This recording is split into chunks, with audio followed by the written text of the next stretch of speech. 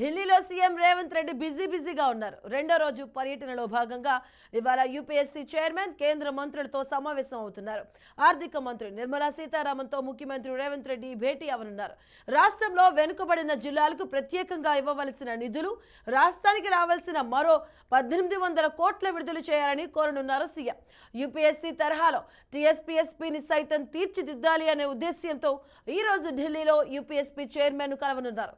మరి కాసేపట్లో UPSC chairman Manoj సోనీతో సమావేశమవుతారు. ఇక రేవంత్ వెంట డిప్యూటీ సీఎం భట్టి విక్రమార్క కూడా ఉన్నారు.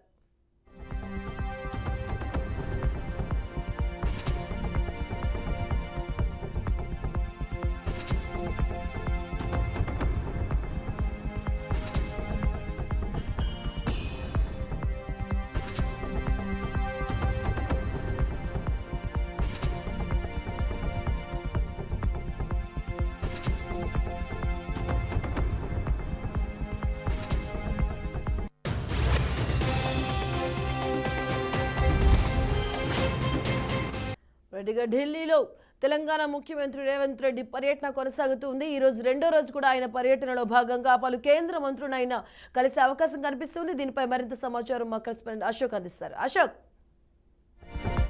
రేవంత్ రెడ్డి 2 రోజులుగా ఢిల్లీలో బిజీగా గడుపుతున్నారు. నిన్న మొత్తము ఏఐసిసి మీటింగ్ లో సమావేశంలో పాల్గొన్న తర్వాత 3 కేంద్ర మంత్రులను కలుసుకున్నారు. సో అందులో ప్రధానంగా అయితే కేంద్ర హోంశాఖ మంత్రి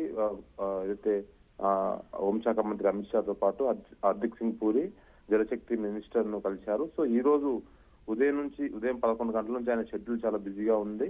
సో 11 గంటలకు యూపీఎస్సీ చైర్మన్ డాక్టర్ మనోజ్ సోనీని ఆయన రేవంత్ రెడ్డి కలవనున్నారు. దానితో పాటు మంత్రి ఉత్తమ్ కుమార్ రెడ్డి, సిఎస్ శాంతకుమారి, మరికొందరు ఉన్నత అధికారులు ఈ సమావేశంలో పాల్గొంటారు.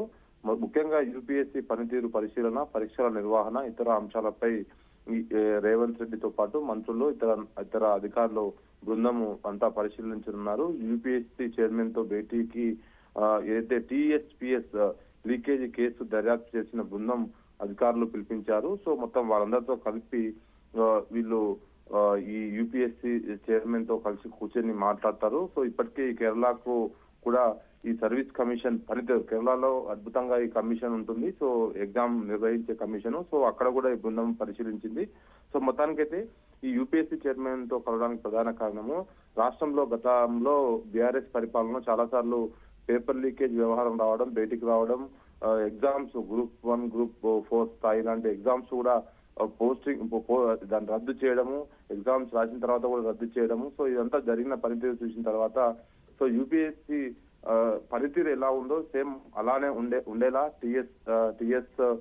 పిఎస్ ని కూడా రూపుదిద్దేందుకు ఈ రోజు యూపీఎస్సీ చైర్మన్ ను రేవంత్ రెడ్డి కలవబోతున్నారు. యూపీఎస్సీ అంటే ఆల్ ఇండియా లెవెల్లో ఎగ్జామ్స్ నిర్వహిస్తుంది. ముఖ్యంగా ఏదైతే ఐఏఎస్ ల భర్తీ కానీ ఇతర గ్రూప్ 1, గ్రూప్ 2, గ్రూప్ 4 ఎగ్జామ్స్ సంబంధించిన ఉంటాయి కదా, వాటన్నిటిని నిర్వహిస్తుంటుంది. ఎక్కడ లీకేజ్ ఉండదు. సో అలాంటి పకడ్బందీ చర్య చేపట్టి ఎగ్జామ్స్ ఎలా నిర్వహిస్తుంది అనే దానిపైన ఈ బృందం అంతా పరిశీలించబోతుంది. యూపీఎస్సీ చైర్మన్ తో పాటు చైర్మన్ కలిసిన తర్వాత రేవంత్ రెడ్డి ఈ రోజు ఇంకా పలువురిని కలిసే అవకాశం ఉంది. మధ్యాహ్నం 1 గంటకు కేంద్ర వాణిజ్య ఆహార శాఖ తో పాటు కూడా మిగతా అయితే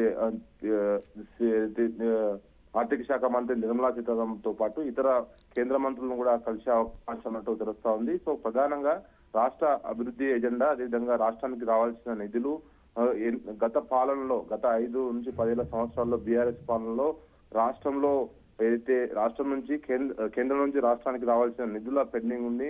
సో చాలా ప్రాజెక్టులకు డబ్బులు రావాల్సింది. వాటి అన్ని అంశాలపై అధ్యయనం చేసేందుకు నిన్న ఈ రోజు రేవంత్ రెడ్డి ఢిల్లీలో ఉన్నారు. సో ఈ మేరకే కేంద్ర మంత్రులను కలుస్తున్నారు. సో ఈ రోజు కూడా ఆయన షెడ్యూల్ బిజీగా ఉంటుంది.